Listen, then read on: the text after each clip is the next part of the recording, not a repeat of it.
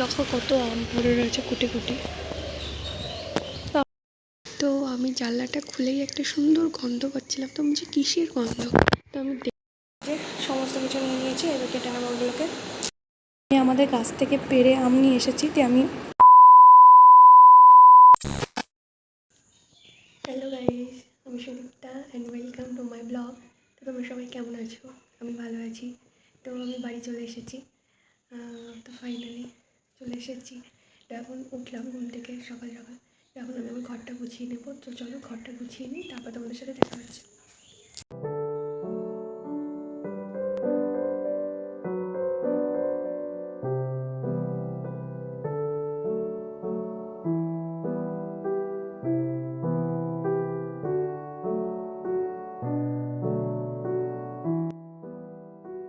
তো আমি জানলাটা খুলেই একটা সুন্দর গন্ধ পাচ্ছিলাম, তো বলছি কিসের গন্ধ। তো আমি দেখতে পেলাম এই যে জুঁই ফুলের গন্ধ, দারুণ গন্ধ আসছে সকাল সকাল, ফ্রেশ একদম। দেখো পেয়ারা ধরে রয়েছে, এরা নেই বাড়িতে। আমার গোছানো ডান।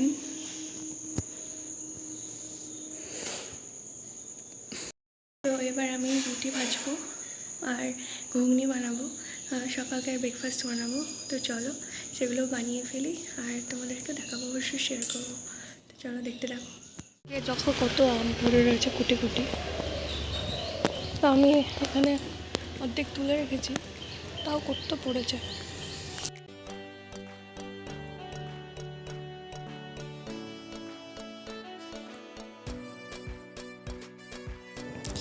তো আমি যেহেতু রুটি ভাজবো তার জন্য গুঁড়ো গায়ে লেগে যায়, তার জন্য এটা আমি পরে নিলাম।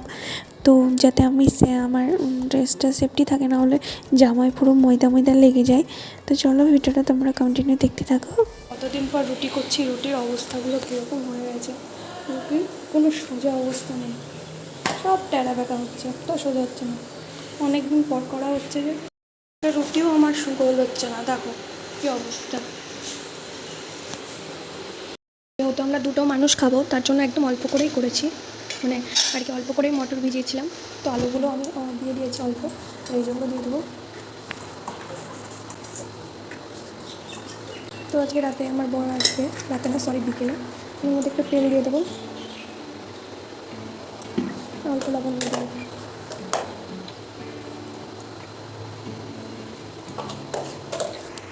আর এই যে আমি জলটা গরম করে রেখেছি, এটা দিয়ে দেবো যাতে তাড়াতাড়ি হয়ে যায়।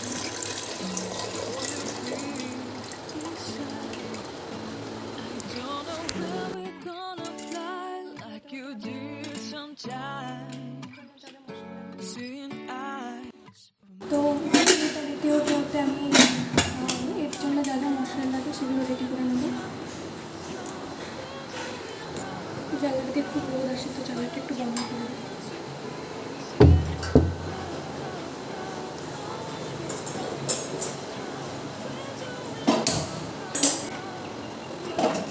করতে থাকো। চলো বাকি সরঞ্জামগুলো কেটে নিই। তো বললাম যে ঘুগনির জন্য যা যা লাগে কেটে নেবো, তো চলো সেগুলো কেটে নিই আর তোমরা দেখতে থাকো। যে সমস্ত কিছু নিয়ে নিয়েছি, এবার কেটে নেবো ওগুলোকে।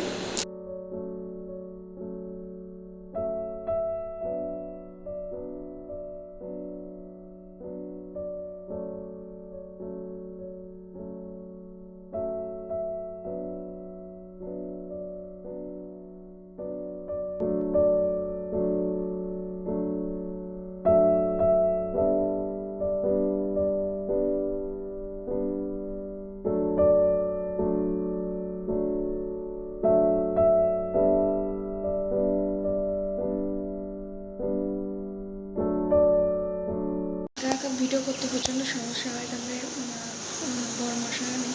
তো চলো রান্নাটা করে নিই, তারপরে তোমাদেরকে একদম রান্না কমপ্লিট হলে ব্রেকফাস্ট যখন করবো তখন তোমাদেরকে দেখাবো।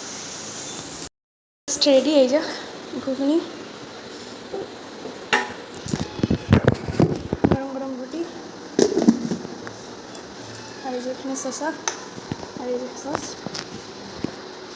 আর এদিকে অলমোস্ট হয়ে গেছে। চলো খেয়ে নিই, তারপর দেখা হচ্ছে। 2000 years later. তো ব্রেকফাস্ট সেরে আমি একটু রেস্ট নিয়েছিলাম। তারপর কিছুক্ষণ পর আমার মনে হলো যে আমি অনেক দিন বাড়ি নেই, তো জানলাগুলো পরিষ্কার করা যাক, কারণ প্রচণ্ড ধুলো জমে রয়েছিল। আর ও তো ডিউটিতে যায়, ও কিছুই করতে পারে না, তো সেই জন্য আমি এগুলো করছিলাম। আমাদের গাছ থেকে পেড়ে আম নিয়ে এসেছি, তো আমি লবণ আর চাট মশলা দিয়ে, তো হালকা মিষ্টি হালকা টক আমটা।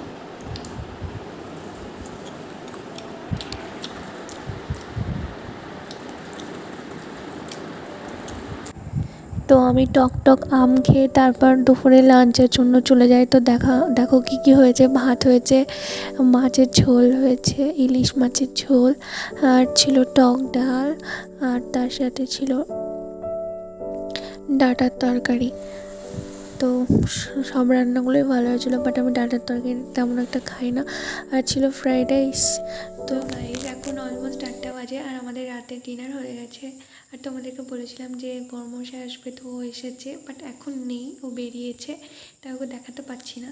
তো তোমরা অবশ্যই কমেন্ট করে জানাবে তোমাদের আমার ভিডিও কেমন লাগছে, আর অবশ্যই লাইক শেয়ার সাবস্ক্রাইব করে দেবে, আর অবশ্যই শেয়ার করে দেবে। তো কালকে আবার নতুন ভিডিও নিয়ে দেখা হচ্ছে। আজকে এই পর্যন্ত। টাটা।